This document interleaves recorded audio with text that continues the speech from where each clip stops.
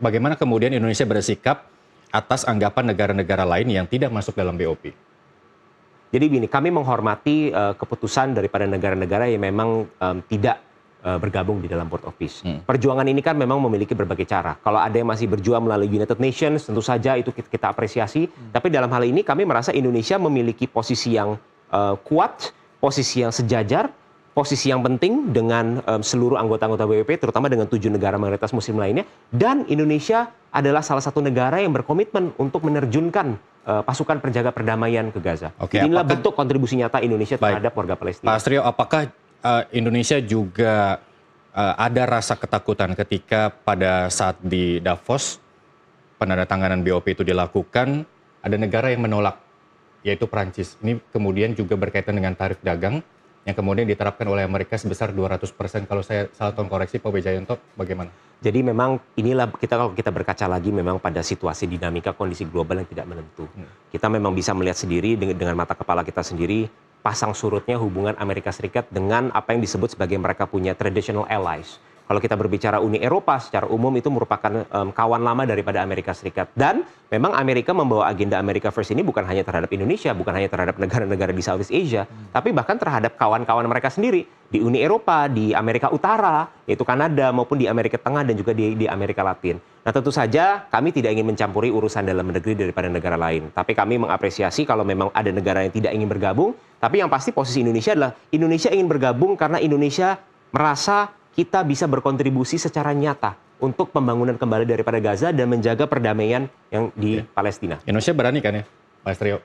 Oh berani dong. Berani. Kalau nggak berani kita nggak mungkin kirim peacekeeping troops. Kalau kita tidak tanda tangan, berani diterapkan tarif 200% juga seperti Perancis? Oh harus siap dong. Karena kerangka utama daripada trade deal ini adalah kerangka untuk memperjuangkan kepentingan nasional Indonesia. Baik, Pak Wijayanto. Ya, saya melihat ya, keputusan kita masuk BOP ini harus keputusan yang mempertimbangkan value kita sendiri.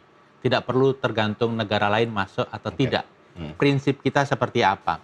Dan kalau saya justru berharap karena sudah terlanjur masuk gitu ya, perdebatannya kan bukan akan masuk atau tidak, sudah di dalam. Apa yang kita lakukan di dalam? Kita justru mempunyai posisi tawar tinggi karena kita adalah negara yang muslim dan dianggap major di antara anggota-anggota BOP yang lain. Dan kita punya posisi tawar yang tinggi dan ini harus kita manfaatkan. Kalau memang arah dari BOP ini tidak sejalan dengan prinsip-prinsip kita, mundur. Dan ketika itu dilakukan, Pak Prabowo itu akan menjadi tokoh yang sangat populer, tidak hanya di Indonesia dan region, tapi juga di dunia.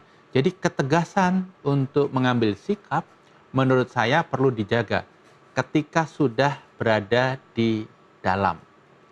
Saya rasa kita mempunyai posisi tawar yang sangat kuat.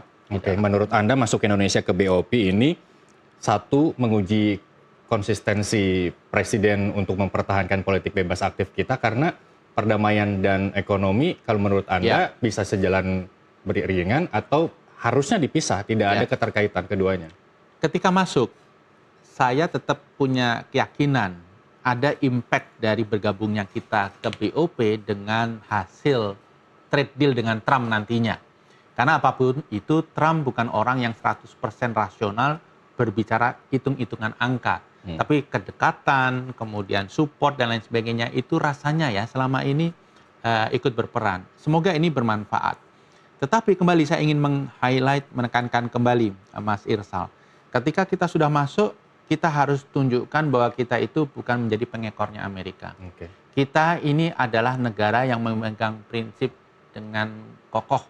Ketika ide kita two-state solution tidak dijalankan, mundur. Kalau Indonesia mundur, saya yakin negara muslim yang lain akan mundur. Kenapa? Kita menjadi presiden. Kalau kita menuntut two-state solution tidak terwujud, bahkan arahnya lain, kita mundur, berarti yang masih berada di situ adalah negara-negara yang dianggap tidak mendukung two-state solution. Saya rasa itu garis tegas yang harus dikawal oleh pemerintah kita. Baik, Pak Astrio, meskipun kita masuk ke dalam BOP, begitu ya, kita tahu bahwa Donald Trump tidak punya prinsip multilateral, dia memegang kokoh bilateral begitu ya. Indonesia harus berada di bawah kaki sendiri untuk bernegosiasi dengan Amerika Serikat meskipun misi perdamaian beberapa negara Islam memang disuarakan dalam KTT BOP nanti. Apakah Indonesia sanggup berdiri di kaki sendiri bernegosiasi dengan Amerika Serikat terkait dengan perdamaian itu? Ya, tentu saja. Kita pertama harus pahamin bahwa kita harus lihat dulu ke dalam piagam daripada BOP itu sendiri. Pada dasarnya BOP ini merupakan sebuah forum multilateral yang memang keketuaannya saat ini adalah Amerika Serikat melalui Presiden Donald Trump, tapi ini merupakan sebuah forum multilateral. Dan bahkan kalau kita bisa bandingkan, komparasi dengan apa yang posisi Indonesia di dalam PBB. PBB itu kan hanya dalam Security Council PBB, itu mereka hanya memiliki 5 anggota tetap yang memiliki hak veto. Sisanya adalah anggota non tetap yang selalu digilir. Nah, artinya apa? Justru dalam posisi ini Indonesia memiliki leverage yang justru lebih tinggi di dalam BOP. Kenapa? Di dalam piagam BOP itu sangat jelas tertera bahwa keputusan yang diambil itu dapat di-overturn apabila mendapat persetujuan daripada 2/3 daripada total anggota daripada BOP. Itu justru menunjukkan bahwa Indonesia di sini dapat mengambil langkah-langkah diplomasi, terutama dengan negara-negara mayoritas muslim untuk mengedepankan agenda utama daripada Indonesia, yaitu apa? Two-state solution. Dan Presiden Prabowo menjadi presiden yang dengan lantang berkata, two-state solution itu adalah the existence of the state of Palestine and the existence of the state of Israel. Barulah kita bisa mengharapkan perdamaian. Jadi itulah konsep utama daripada two-state solution yang diperjuangkan oleh Indonesia. Oke, Pak Wijayanto, jangan sampai presiden kita menjual kemerdekaan Palestina untuk kebutuhan ekonomi dalam negeri. Karena kita tahu bahwa nggak ada ruang lagi untuk bantu kondisi negara kita selain memang kita menyelamatkan kondisi ekonomi kita sendiri. Ya, sepakat dengan itu. Dan terkait dengan Palestina sangat jelas ada masa di mana kita harus memilih menunjukkan sikap tegas. Kapan itu? Ketika BOP ternyata arahnya, agendanya bukan two-state solution. Kita cabut. Dan menurut saya negara lain akan mengikuti. Dan dunia akan melihat bahwa Indonesia adalah negara yang memegang prinsip. Terkait dengan ekonomi, ini tadi akses ya, tapi bukan tujuan utama masuk BOP untuk mendapatkan benefit ekonomi. Tetapi yang namanya negosiasi, apapun yang bisa dikapitalisasikan, kita kapitalisasi untuk mendapatkan hal yang terbaik. Dan saya ingin highlight ya, Trump itu tidak menghargai multilateralism, even bilateral tidak hargai, unilateral. Dia pengen memerintah. Ketika itu memang diterapkan di BOP, seolah-olah kita semua harus mengekor ke Trump, ya kita harus tegas mengatakan, Mr. Trump, enough is enough, saya menuntut two-state solution, kalau tidak dikasih ruang menuju ke sana, kami mundur. Tapi apakah itu juga sudah terpampang ketika Amerika Serikat memutuskan untuk keluar dari PBB, padahal PBB adalah ya lembaga yang dibangun untuk melakukan perdamaian beberapa negara yang berkonflik begitu. Meskipun ada beberapa negara yang punya hak veto begitu ya. Apakah Amerika Serikat tidak mampu mempengaruhi negara-negara PBB untuk melakukan perdamaian dalam konflik di Gaza ini? Realitanya Amerika ini sekarang menjadi negara yang agak terisolir.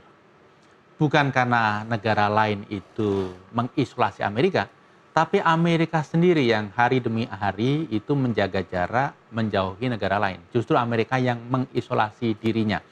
Bahwa Amerika keluar dari PBB, bahwa Amerika keluar dari WHO, bahwa Amerika mengakhiri AUSAID, itu menurut saya keputusan yang sangat buruk, yang sejarah akan mencatat ini keputusan yang sangat merugikan Amerika. Tidak hanya generasi sekarang, tapi juga generasi mendatang. Kenapa? Karena ini sesuatu yang dibangun oleh founding father mereka sejak lama, dan ini oleh Trump dihapus begitu saja. Kita tidak usah terlalu campur ke dalam isu ini. Ini urusan Trump dan urusan Amerika. Kita fokus ke area yang relevan bagi kita. Dan menurut saya BOP, kita tidak sedang berdebat, kita masuk atau tidak, kita sudah di dalam. Nah, bagaimana kita bisa memaksimalkan peran kita di dalam itu. Oke, baik. Pak Astrio, di penghujung pertemuan kita, jika memang tadi pernyataan Anda benar terjadi bahwa ketika BOP tidak sejalan lagi dengan tujuan utama ketika Indonesia keluar, apakah sudah siap dengan penerapan tarif yang memang dikatakan oleh Trump bisa lebih berkali-kali lipat dari 32% awal? Karena kita balik lagi ke America First begitu ya. Kesiapan itu sudah ada di bayangan sebelum. kalau memang worst case-nya seperti itu? Jadi begini, pertama kita harus kita membuat dua kompartemen yang berbeda. Di satu sisi BOP itu tidak sepenuhnya berkorelasi dengan trade deal. Trade deal itu adalah murni bagaimana Amerika sedang berupaya untuk mengurangi trade deficit dengan negara-negara lain, termasuk salah satunya dengan Indonesia. Di dalam konteks BOP, tujuan utamanya adalah bagaimana caranya bisa memulai perdamaian dan juga the rebuilding daripada Gaza sendiri. Posisi Indonesia terkait daripada BOP ini sangat clear. Indonesia masuk ke BOP untuk satu, memperjuangkan two-state solution yang tidak pernah berubah. Itu selalu menjadi stance daripada Indonesia. Kedua adalah dengan sesegera mungkin mewujudkan perdamaian, humanitarian aid bisa masuk, rebuilding bisa start, dan Indonesia bisa mulai mengirimkan pasukan penjaga perdamaian ke dalam Gaza. Itu merupakan stance yang tidak tergoyahkan daripada Indonesia, dan seperti yang sudah disampaikan, apabila stance tersebut tidak dapat terakomodir, misalnya kita tidak dapat memperjuangkan two-state solution, maka Indonesia suatu waktu bisa angkat kaki daripada Board of Baik, terakhir Pak Wijayanto, worst case lagi, kalau memang tarif itu tinggi diberlakukan, ada beberapa poin yang memang tidak menjadi kesepakatan. Kalau menurut Anda selain AS, pasar mana yang masih potensial menjadi sasaran perdagangan kita? Jadi sebenarnya pasar Eropa itu jauh lebih potensial daripada pasar Tapi Amerika. ada jaminan nggak untuk surplus perdagangan, neraca perdagangan kita? Nah, memang tidak ada yang bisa menjamin karena surplus atau defisit itu tergantung bagaimana kita bisa mempunyai produk yang berdaya saing dan mempunyai produk yang terdiversifikasi. Nah, yang paling penting adalah pada saat kita mendapat tekanan dari Amerika, solusi yang kita ambil adalah mencari pasar alternatif. Dan ini kita cukup happy dengan perjanjian dagang dengan Peru, dengan Eurasia, dengan EU, dan dengan beberapa negara yang lain. Saya rasa apa yang dilakukan Amerika Serikat itu di satu sisi justru menguntungkan Indonesia. Kenapa? Kita dengan negara non-Amerika itu justru seolah-olah merasa lebih dekat karena mempunyai ancaman yang sama. Waktu kita terbatas, tapi yang terpenting adalah bagaimana kesiapan pelaku usaha di Apindo ya. Terima kasih Pak Wijayanto, terima kasih Pak Astrio, dan pemirsa demikian NTV Prime Dialog, kami akan kembali sesaat lagi.